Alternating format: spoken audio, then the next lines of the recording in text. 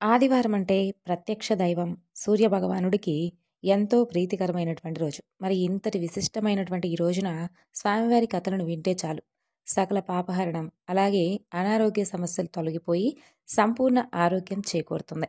జన్మల పాపాలు తొలగి కోటి జన్మల పుణ్యం వస్తుంది. మరి ఆ కథలేమిటో ఇప్పుడు మనం వివరంగా ఈ వీడియోలో తెలుసుకుందాం. ఒకసారి సూర్యభగవానుడు తనకంటే శక్తివంతుడు ఈ ప్రపంచంలో లేడని, తాను లేకపోతే ఈ ప్రపంచం మొత్తం కూడా చీకటిగా మారిపోతుందని గర్విస్తూ ఉంటాడు. అప్పుడు సూర్యుడు కుమారుడైనటువంటి శనిదేవుడు పరమేశ్వరుడి కంటే శక్తివంతులు ఈ ప్రపంచంలో ఎవ్వరూ లేరని సూర్యుడితో చెబుతాడు. ఆ మాటలకు సూర్యుడికి కోపం వచ్చి అతని నుండి వచ్చేటటువంటి వెలుగును ఆపేస్తాడు. ఇక దాంతో ప్రపంచమంతా కూడా అంధకారంలో మునిగిపోతుంది.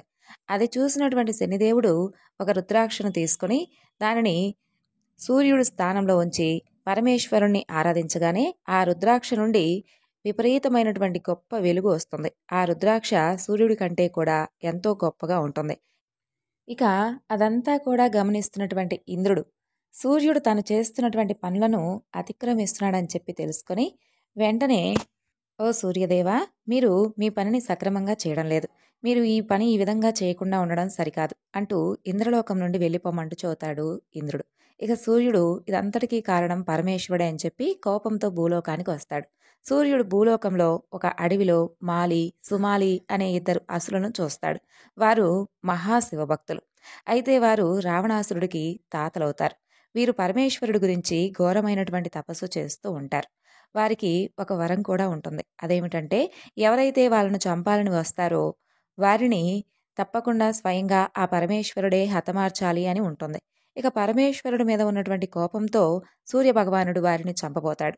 ఆ పరమేశ్వరుడు ప్రత్యక్షమై తన యొక్క త్రిశూలంతో సూర్యుణ్ణి హతమారుస్తాడు. ఇక సూర్యుడు నల్లగా మారిపోతూ ఉంటాడు. ఆయన తండ్రి అయినటువంటి బ్రహ్మమానస పుత్రులలో ఒకరైనటువంటి కశ్యప మహర్షి పరమేశ్వరుణ్ణి ఈ విధంగా అంటాడు. నీవు నా కుమారుణ్ణి ఏ విధంగా అయితే హతమార్చావో, ఏ విధంగా అయితే అతన్ని నల్లగా మార్చావో, నీవు కూడా సాక్షాత్తు నీ చేతులతోనే నీ కుమారుణ్ణి నీవు హతమారుస్తావు అంటూ కశ్యప మహర్షి పరమేశ్వరుడికి శాపాన్నిస్తాడు. అప్పుడు పరమేశ్వరుడు, చూడు మహర్షి, కాస్త శాంతించు. నేను సూర్యుడికున్నటువంటి గర్వాన్ని మాత్రమే అణిచివేశాను తప్ప సూర్యుణ్ణి అణిచివేయలేదు. ఆ మాటను చెప్పి పరమేశ్వరుడు సూర్యుణ్ణి పునర్జీవుణ్ణి చేస్తాడు. ఆ తరువాత దేవతలందరూ కూడా ఎంతో సంతోషిస్తారు. ఇక ఆ తరువాత సూర్య భగవానుడు తన యొక్క గర్వాన్ని తెలుసుకొని యథావిధిగా తన యొక్క తప్పును తెలుసుకొని తన విధులను చక్కగా నిర్వహిస్తాడు. పూర్వకాలంలో దేవధర్మ అనే బ్రాహ్మణుడు ఉండేవాడు. అతని భార్య పేరు రుచీదేవి. ఆమె ఎంతో అందంగా ఉండేది. గంధర్వులు కూడా ఆమెను చూసి ఆమె అందానికి దాసోహం అవ్వాల్సిందే అన్నట్లుగా ఉంటుంది. ఇక ఇక దేవశర్మకు ఎంతో మంది శిష్యులు ఉండేవారు. వారిలో ఒక శిష్యుడైనటువంటి విపులుడితో ఒకరోజు ఈ విధంగా మాట్లాడతాడు. చూడు నాయనా, దేవేంద్రుడు రుచీదేవి కోసం కాలు కాలినటువంటి పిల్లిలా చూస్తూ ఉన్నాడు. కాబట్టి ఆమెను కాపాడుకుంటూ ఇప్పటి వరకు వస్తున్నాను. అయితే నేను కాస్త యజ్ఞ నిమిత్తమై బయటికి వెళ్తున్నాను. ఆమెకు ఇక నీవే దిక్కు. నా భార్యను నువ్వే కాపాడాలి అని చెబుతాడు.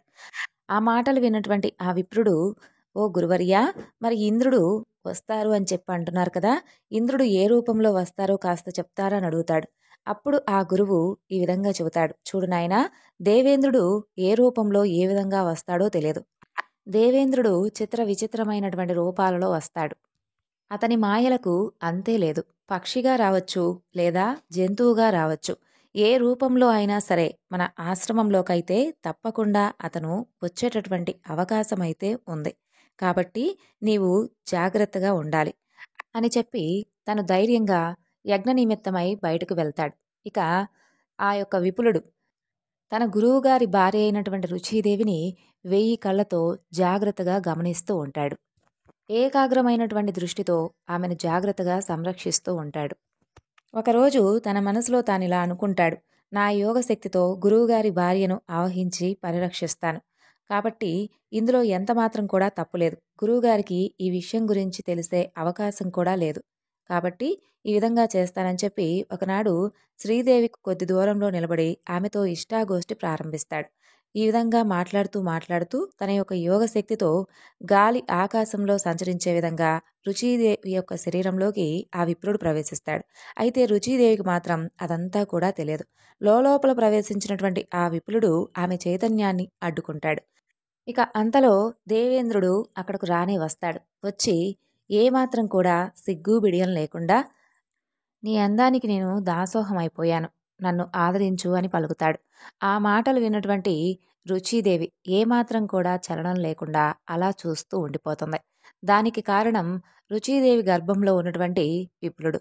అతను ఆమె గర్భంలో ఉండడం వలన రుచీదేవి ఎలాంటి చలనం లేకుండా అలా చూస్తూ ఉండిపోతుంది.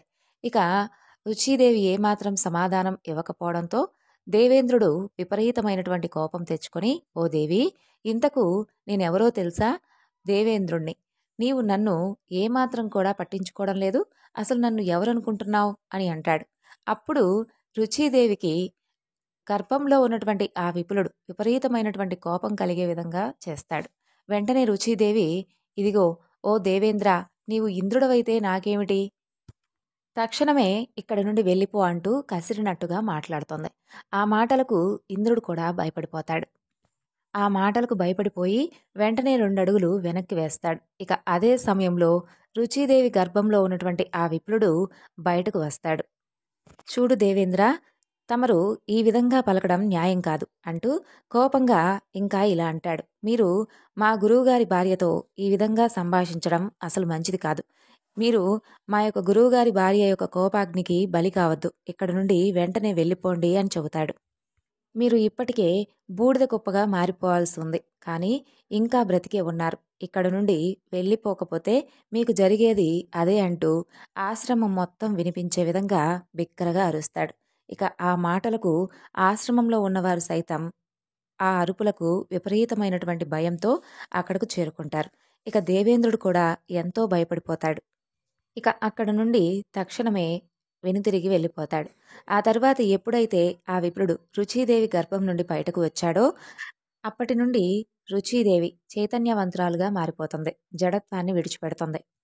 ఆ తరువాత కొంతకాలానికి యాగ నిర్వహణ అంతా కూడా ముగించుకొని వచ్చినటువంటి దేవశర్మ జరిగినటువంటి విషయమంతా కూడా తెలుసుకొని అదంతా కూడా తన యొక్క శిక్షుడైనటువంటి ఆ విప్రుడు ద్వారా జరిగిందని చెప్పి తెలుసుకొని విపులుడికి ఏదైనా కానీ ఒక మంచి బహుమానం ఇవ్వాలని చెప్పి అనుకుంటాడు. అతను ఆ విధంగా అనుకోగానే ఆ ఆశ్రమంలో ఒక పూలమాల పడుతుంది. ఆ పూలమాల ఆకాశం నుండి ఒక అప్సరస్ చేతిలో నుండి కిందకి పడుతుంది. దాని సువాసనలంతా కూడా ఆ ఆశ్రమం మొత్తం వ్యాపిస్తుంది. అయితే ఆ సువాసనలకు రుచీదేవి బయటకు వచ్చి చక్కగా అందంగా ఉన్నటువంటి ఆ యొక్క పూలమాలను తీసుకొని తన యొక్క కొప్పులో ధరిస్తుంది.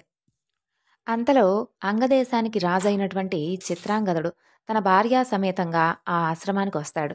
ఆ ఆశ్రమానికి చేరుకోగానే చిత్రాంగదుడి భార్య తన యొక్క అక్క అయినటువంటి రుచీదేవి దగ్గరకు వెళ్ళి, అక్క, మీరు ధరించినటువంటి ఆ పూలమాల ఎంతో సువాసనాభరితంగా ఉంది.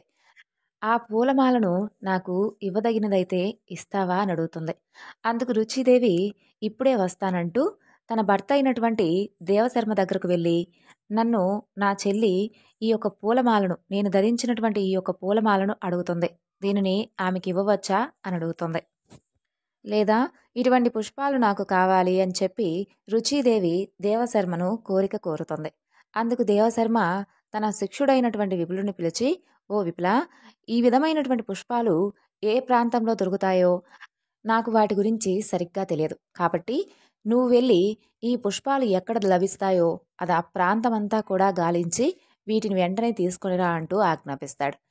ఇక గురువుగారి ఆజ్ఞను అనుసరించి ఆ విపులుడు ఆ పుష్పాల కోసం వెతకడం ప్రారంభిస్తాడు. అలా అతను ఆ పుష్పాల కోసం ఎన్ని ప్రాంతాలు వెతికినప్పటికీ కూడా ఆ పుష్పాలు మాత్రం అతనికి లభించవు. ఆ తరువాత అతను తన గురువును, తన యొక్క తపశ్శక్తిని, వీటన్నిటినీ కూడా స్మరించుకోగానే తన కళ్ళ ముందు ఆ విధమైనటువంటి పుష్పాలు లభిస్తాయి.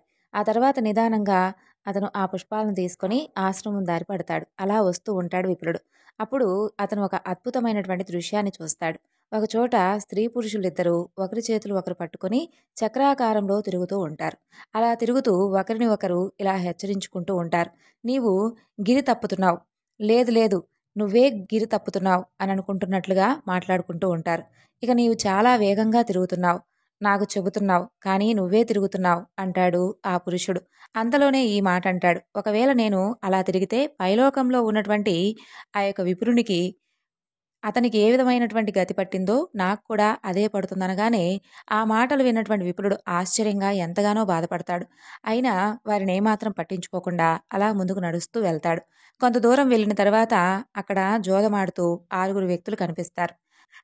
వారిలో వారు తగవులాడుకుంటూ ఉంటారు. నువ్వు తప్పాడావంటే నువ్వు తప్పాడావంటూ వారిలో వారు నిందలు వేసుకుంటూ, వారిలో వారే తగవులాడుకుంటూ కనిపిస్తారు విప్రుడికి. వారిలో ఒకరు ఈ విధంగా అంటారు. చూడు, నువ్వు నాతో తగవులాడావంటే పైలోకంలో ఉన్నటువంటి ఆ విప్రుడికి పట్టినటువంటి గతే నీకు కూడా పడుతుంది జాగ్రత్త అని అంటాడు. ఆ మాటలు విన్నటువంటి విప్రుడికి తన తప్పేమిటో తెలిసొస్తుంది. తన యోగ శక్తితో గురుపత్ని ఆత్మలో ప్రవేశించినటువంటి సంగతి గురువుగారికి చెప్పనే లేదు కదా అని చెప్పి వెంటనే ఈ మాట తెలిస్తే నిందిస్తారేమోనని చెప్పి అతనికి అర్థమవుతుంది. ఇక ఆశ్రమానికి చేరుకుంటాడు. దేవశర్మకు తను చేసినటువంటి తప్పంతా తెలియజేస్తాడు. ఆ విధంగా గురువుకు తెలియజేసినప్పటికీ విపులుడు మాత్రం మనిషి కాలేకపోతాడు. అలా ఎప్పుడూ కూడా విచారంగా ఏదో ఆలోచిస్తూ ఉండేవాడు.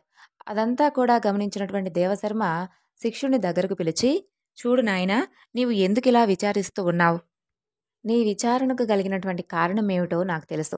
నీవు పుష్పాలను సేకరించుకొచ్చేటటువంటి సమయంలో ఒక అరణ్యంలో నీకు స్త్రీ పురుషులు కనిపించారు. అలాగే 6 జూదమాడుతూ కనిపించారు. వారు అలా కనిపించి నిన్ను నీ తప్పును ఎత్తి చూపించారు. అంతే కదా అంటాడు. ఆ మాటలు విన్నటువంటి విప్రుడు, గురువర్యా, మరి నేను చేసింది తప్పే కదా? నా యోగ దృష్టితో నేను గురుమాత యొక్క ఆత్మలోకి ప్రవేశించడం ముమ్మాటికి తప్పే అవుతుంది. దాని గురించి మీకు తెలియజేయకపోవడం నిజంగా పెద్ద తప్పే కదా అని అంటాడు విపులుడు. అలా చెబుతూ గురువుగారి కాళ్ల మీద పడతాడు. కన్నీళ్లు పెట్టుకుని బోరున ఏడుస్తాడు. ఇక దేవశర్మ ఇలా అంటాడు. తప్పని వారు అనుకుంటున్నారు. వాళ్ళు అనుకుంటున్నారు. అనుకోనివ్వు. అయితే అదెంత మాత్రం కూడా తప్పు కాదు. తప్పైన పక్షంలో నేను నిన్ను ఎప్పుడో శిక్షించేవాణ్ణి కదా. ఇంతకీ నిన్ను తప్పు పట్టింది ఎవరో తెలుసా అని అనగానే తెలియదు అంటాడు విపులుడు. తప్పు పట్టినటువంటి ఆ స్త్రీ పురుషులిద్దరూ కూడా రాత్రింబవళ్ళు. అలాగే ఆ జోదరులు 6 కూడా షడ్ఋతువులు అని చెప్పగానే ఆ విపులుడు విపరీతమైనటువంటి ఆశ్చర్యానికి గురవుతారు. అహోరాత్రులు ఋతువులు మానవుల యొక్క మంచి చెడును అనుక్షణం కూడా పరిశీలిస్తూ ఉంటాయి. ఇక నేను రహస్యంగా ఏ తప్పును చేస్తున్నాను అని ఎవరైనా అనుకోవచ్చు. ఇది నాకు తప్ప మరెవరికీ కూడా తెలియడం లేదు అని చెప్పి వారు అనుకోవచ్చు. కానీ అలా అనుకోవడం అవివేకం. ఇందులో నీ తప్పిదం ఏమీ లేదు. నీవు జాగ్రత్తగా నీ యొక్క గురుపత్నిని సంరక్షించావు. నీ మనసులో ఎలాంటి చెడుభావం లేనందున నాకు అంతా మంచే జరిగింది అని చెబుతాడు దేవశర్మ. ఇక ఆ మాటలకు విపులుడు కూడా ఎంతో సంతోషిస్తాడు. ఆ తరువాత కొంతకాలానికి దేవశర్మ దంపతులు అలాగే విపులుడు స్వర్గానికి చేరుకుంటారు. పూర్వం ఉజ్జయిని నగరంలో ఒక ముసలి అవ్వ ఉండేది. ఆమెకు ఎవ్వరూ లేరు. కానీ ఆమెకు మాత్రం బాగా దైవభక్తి ఎక్కువగా ఉండేది. తెల్లవారుజామునే నిద్రలేచి ఆవు పేడతో నీళ్లు చల్లి బియ్యపు పిండితో చక్కగా ముక్కులు వేసేది. ఇక స్నానం చేసి శుచిగా భగవంతుణ్ణి పూజిస్తూ ఉండేది. అంతవరకు కనీసం మంచినీళ్ళు కూడా ముట్టేది కాదు ఆ అవ్వ. ఆ అవ్వ వద్ద ఏమీ లేకపోనందున ఎదురింటి వారి నుండి కాస్త ఆవు పేడ ఇంటికి తెచ్చుకునేది. తెచ్చుకొని చక్కగా ఆ యొక్క ఆవు పేడతో ఇల్లంతా చక్కగా అలికి ముగ్గులు పెట్టేది. అలా ఆ అవ్వ ఏ రోగాలు లేకుండా ఆరోగ్యంగానూ సంతోషంగానూ ఉండడం చూసి ఇంటి ఎదురామె ఆమె పైన విపరీతమైనటువంటి ఈర్ష్య పడుతూ ఉండేది. నా ఆవు పేడ వల్లే ఈ అవ్వ ఇల్లు చక్కగా ఉంటుంది. ఎంతో అందంగా అలుక్కుంటుంది. సుఖంగా ఆనందంగా కూడా ఉంటుంది. నేను గనక పేడ ఇవ్వకపోతే ఈ అవ్వకు సుఖ సంతోషాలనే ఉండవు కదా అని అనుకొని కనీసం ఆ యొక్క గోవు యొక్క పేడ కూడా ఇవ్వదు. ఇల్లు అలకని కారణంగా ఆ అవ్వ ఆ రోజు కనీసం తిండి కూడా తినదు. ఇక ఆ రోజున ఆదివారం. నీరసంగా ఆ రోజంతా కూడా పస్తుండి నిద్ర కూడా పోలేకపోతుంది ఆ అవ్వ. అలా రాత్రల్లా కూడా నిద్రపోకుండా ఒకటే ఆలోచన. కనీసం రేపైనా పేడ దొరుకుతుందా లేదా? ఈ పేడ దొరక్కపోతే ఉపవాసమైనా ఉంటాను కానీ కనీసం ఏ మాత్రం కూడా నేను పచ్చి మంచినీళ్ళైనా కూడా తాగనని అనుకుంటుంది. అయినా కరుణామయుడైనటువంటి ఆ భగవంతుడు కనీసం నా ఈ చిన్నపాటికి కోరిక కూడా తీర్చలేడా అని అనుకుంటుంది. కోడి కోతతో పక్క మీద నుండి దిగినటువంటి ఆ అవ్వకు వీధి గుమ్మం వద్దకు చేరేసరికి ఆమె ఆనందానికి హద్దులు లేకుండా పోతాయి. ఎందుకంటే గుమ్మం ముందు ధవళవర్ణంతో మెరిసిపోతున్నటువంటి ఒక ఆవు కనిపిస్తుంది. ఆ ఆవు అవ్వను చూడగానే పేడ వేస్తుంది. అప్పుడే భాస్కరుడి కిరణాలు నేల మీద పడుతూ ఉంటాయి. గోవుకు దండం పెట్టి గోమయంతో ఇల్లంతా కూడా అలికి సంతోషంగా ఆమె నిత్యకర్మలు పూర్తి చేస్తుంది. ఆవు అక్కడి నుండి కదల్లేదు. తను వండుకున్నదే ఆవుకు ముందు పెట్టి ఆ తరువాత ఆ ఆవ తింటుంది. రాత్రైనప్పటికీ కూడా ఆ ఆవు మాత్రం తన ఇంటి వద్ద నుండి కదల్లేదు. భగవంతుడే తనకిచ్చాడని చెప్పి ఆ ఆవును చక్కగా ఇంట్లోనే కట్టివేస్తుంది ఆ అవ్వ. రోజూ కూడా ఆ ఆవుకు మేత పెడుతూ ఉంటుంది. అదంతా గమనించినటువంటి పొరుగింటామె ఈ అవ్వకి ఎవరిచ్చారు? బహుశా ఎక్కడైనా దొంగలించిందో ఏమోననేటటువంటి కక్షతో గ్రామాధికారికి ఫిర్యాదు చేస్తుంది. ఇక వెంటనే గ్రామాధికారి మనుషులు వచ్చి ఆ అవ్వతో నీవు దొంగవు కాబట్టి ఈ ఆవును తీసుకొనొచ్చావు అని చెప్పి ఆ అవ్వపై అనవసరంగా నేరం మోపి ఆ ఆవును తీసుకుని వెళ్ళిపోతారు. ఇక పాపం ఆ అవ్వ ఆ రాత్రంతా కూడా భగవంతుణ్ణే తలుచుకుంటూ గడుపుతుంది.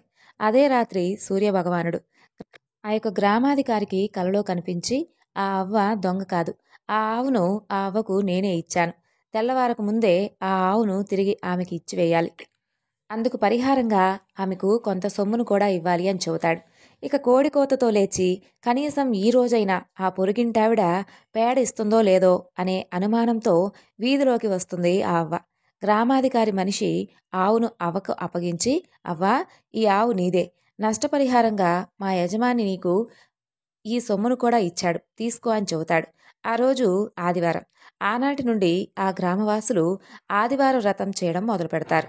అన్ని పూజలు వ్రతాల్లాగే ఆదివారం నాడు సూర్యోదయానికి ముందు లేచి తలస్నానం చేసి సూర్య భగవానుడి యొక్క ప్రతిమను ఉంచి కలశం పెట్టి సూర్య భగవానుడిని షోడశోపచారాలతో చక్కగా పూజ చేసి చక్కగా ఆదివారం నాడు ఈ యొక్క వ్రతం చేయడం వలన జన్మజన్మల సంచిత పాపం నశించి అనంత పుణ్యం లభిస్తుంది. అంతేకాదు రోగ భయాలు ఉండవు. సిరి సంపదలతో ఇల్లంతా కూడా కలకలలాడుతుంది.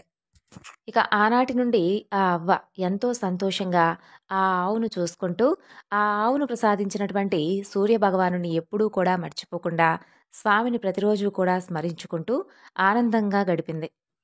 ఒకనాడు హనుమంతుడు తల్లికి నమస్కరించి సెలవు తీసుకుని కిష్కిందకు వెళ్తాడు. పాలి సుగ్రీవులు అతన్ని ఆదరిస్తారు. అతను సుగ్రీవుడికి మంత్రిగా ఉండడం ప్రారంభిస్తాడు. అతనికి వేదాలు శాస్త్రాలు నేర్చుకోవాలని కోరిక కలుగుతుంది. అలా ఒకనాటి ఉదయం హనుమంతుడు కాలకృత్యాలు తీర్చుకొని సూర్యభగవానుడు ఉదయించేటటువంటి సమయానికి గగన మార్గాన ఎగిరి సూర్యుడు వద్దకు వెళ్ళి స్వామికి నమస్కారం చేస్తాడు. అప్పుడు సూర్యుడు ఎంతో సంతోషించి సంకల్ప సిద్ధిరస్తు ఏం నాయనా ఏం పని మీద ఇలా వచ్చావు అని అడుగుతాడు. స్వామి వేద శాస్త్రాలను నేర్చుకోవాలని మీ దగ్గరకు వచ్చానంటాడు హనుమంతుడు.